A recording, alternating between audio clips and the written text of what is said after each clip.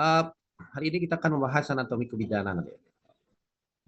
Anatomi kebidanan ini juga ada hubungannya dengan anatomi topografi maupun anatomi dasar di semester 1 dan 2. Nah, anatomi kebidanan itu menyangkut dua hal, yaitu perangkat keras dan perangkat lunak.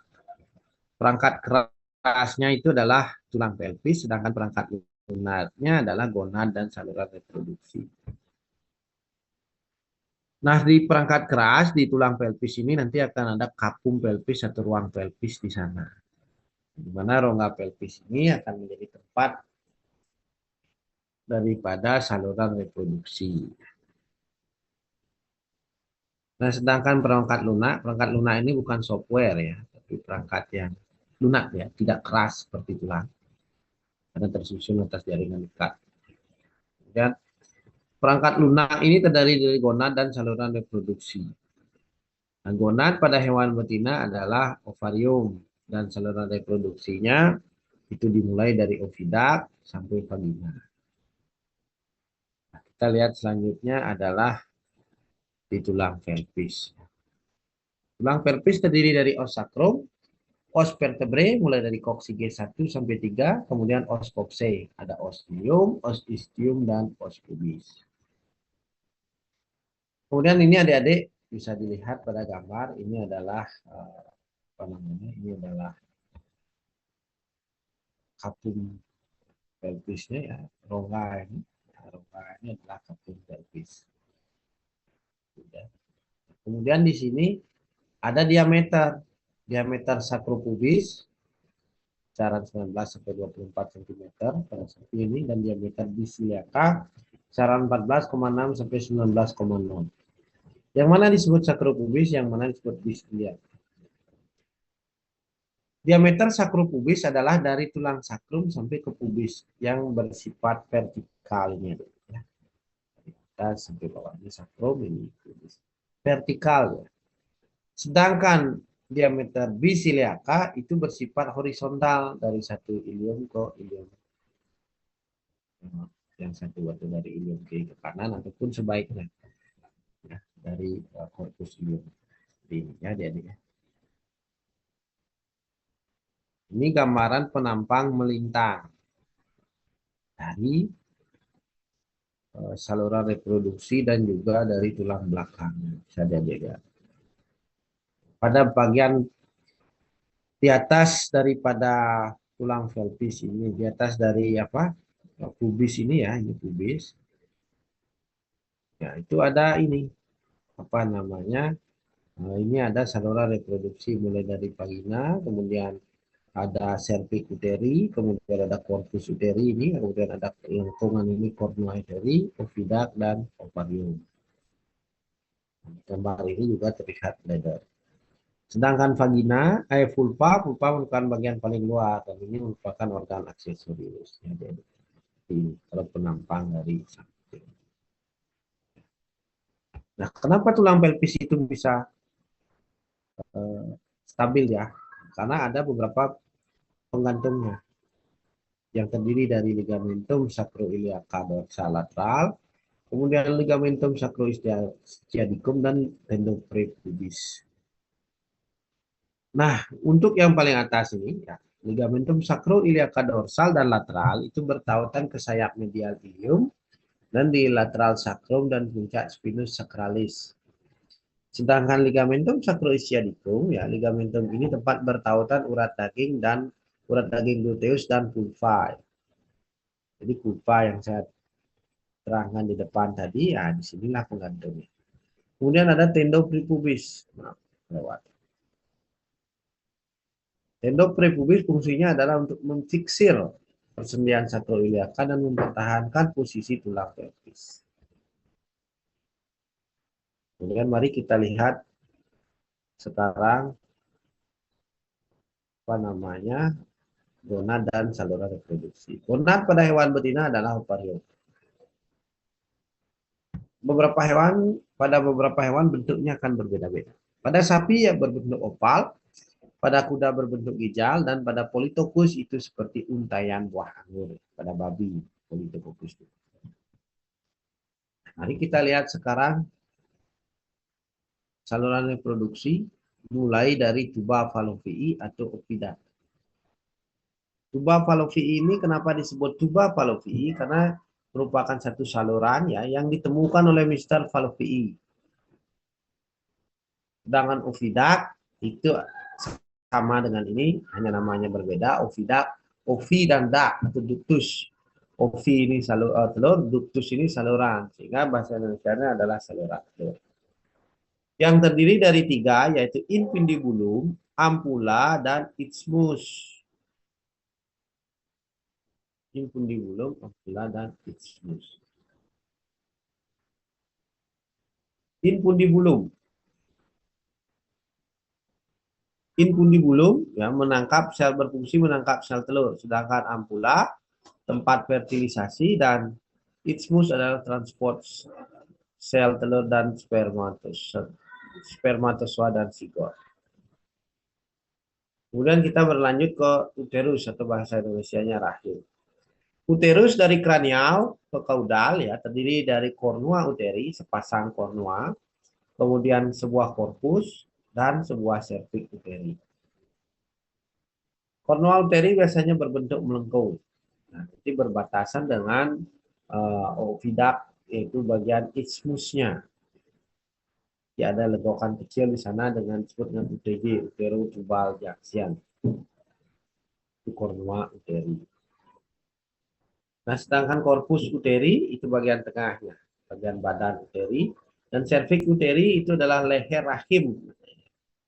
Nah, di serviks inilah kapasitas spermatozoa dan ini tersusun atas jaringan tulang lunak ya, atau kartilago.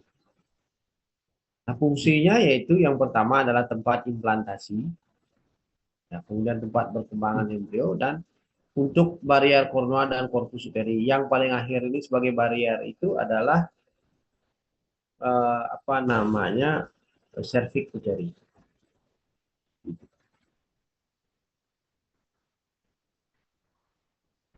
Dan kita lanjut.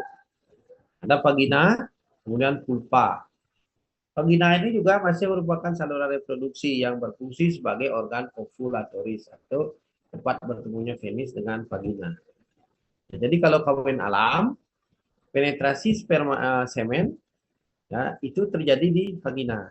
Sedangkan kalau kawin IB atau buatan itu pada cincin serviks terakhir. Sedangkan vulva adalah organ aksesorius.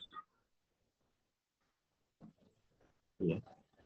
Kemudian kita lihat ini. Ini gambarnya adik-adik. Ini ada ini vagina di sini, kemudian ini serviks.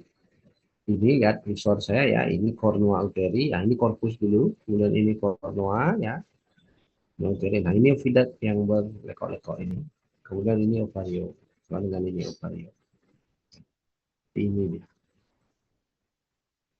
Nah, ini dia.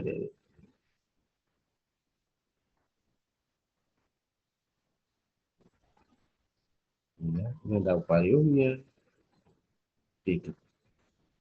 Kemudian ini adalah korpus luteum. Korpus luteum ya. Para adik-adik ya. Kemudian saya lanjut. Ini infundibulum yang paling besar. Ini ada fimbre di sini. Nah, ini ada lubang yang menyalurkan sel telur yang sudah ditangkap oleh fimbre ini. Namanya adalah ostium abdominal. Kalau di ini seperti ini bentuknya.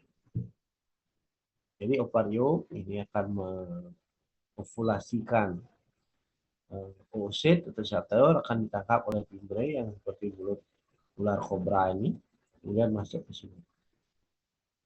Di bulu ini, kemudian di ampula akan menunggu untuk terjadi fertilisasi. Ini ovarium. Ini ada corpus luteumnya di sini, kemudian ada folikal tersier, kemudian ini folikal degeran. Sudah siap untuk mengopulasikan oosit. Ini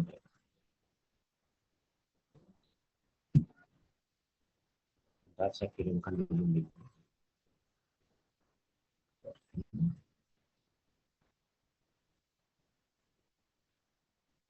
Dan sejauh ini apakah ada pertanyaan? Silahkan.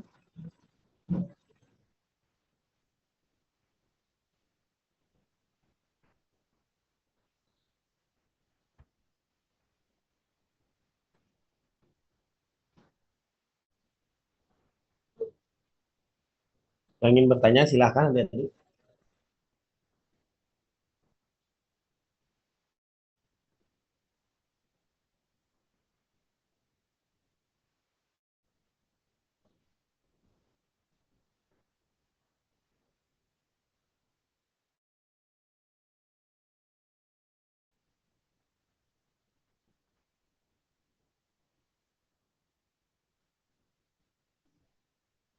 Silakan adik-adik yang ingin bertanya.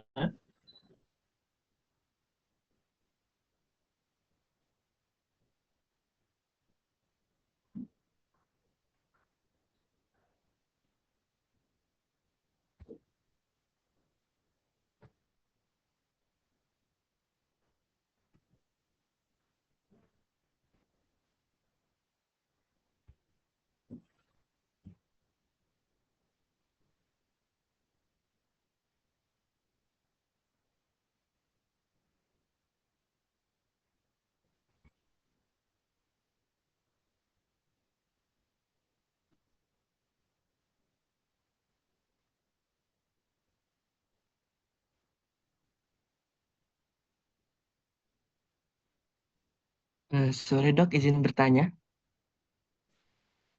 Silakan. Dok, sebelumnya perkenalkan saya Komang Tribun Artias Florida dengan NIM 041. Sebelumnya, bagaimana sih dok cara membedakan korpus luteum ini dengan folikel baik yang marisi primer ataupun sudah tersiar? Di mana selain yang dibedakan dari warna, bagaimana dari segi bentuk dan teksturnya? Dikarenakan saya pernah dengar kita tuh bisa merasakan korpus ini dengan folikel ini berdasarkan palpasi rektal. Jadi seperti apa cara membedakannya? Mungkin sekian.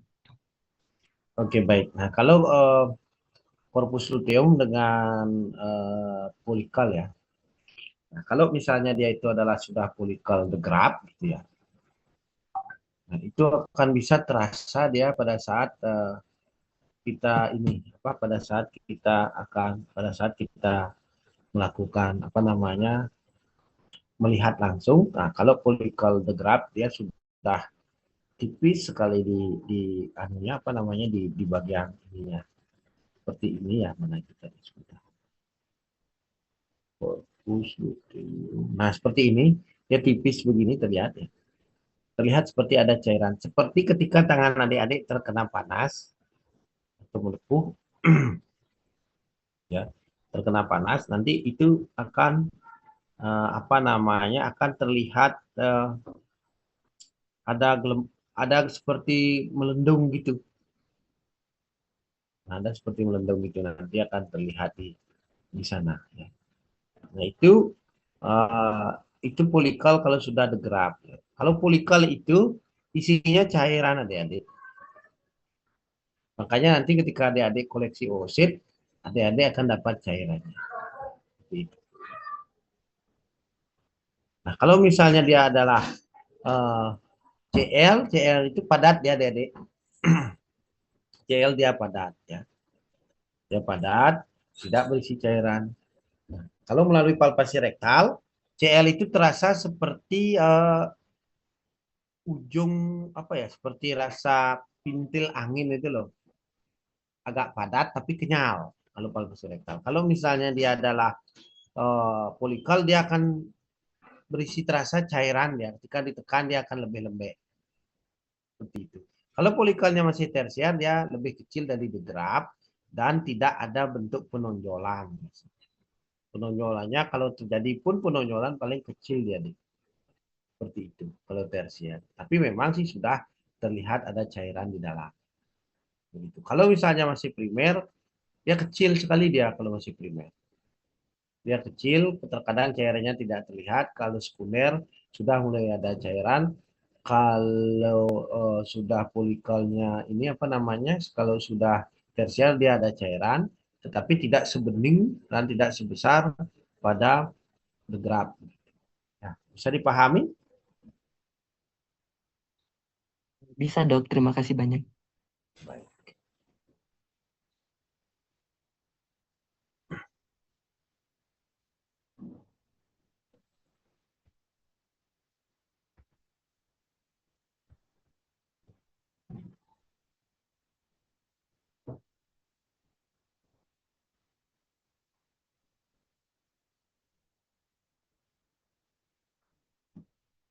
Saya akan pindahkan screen-nya ya, karena di sini sudah mulai habis ini.